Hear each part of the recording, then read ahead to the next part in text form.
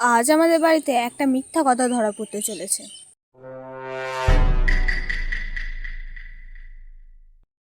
মা আবার আমার ফোনে কিছু দেখেনি তো? মা যদি আমার ফোনটা দেখে, সর্বনাশ। এ এত ভয় পাচ্ছে কেন? এ আবার কি করেছে কে জানে। এ ফোনটা লোকাচ্ছে কেন? তাহলে কি এই কিছু করেছে? নিশ্চয়ই ফোনে কিছু আছে। চ, দেখা যাক কি আছে। এই দেখো না, ভাই পড়াশোনা বাদ দিয়ে ফোনে কার সাথে মেসেজ করছিল। মায়ের রেবি না আমি লিখেছি নাকি টিউশন ভাগ করে ফুচকা খেতে যাব।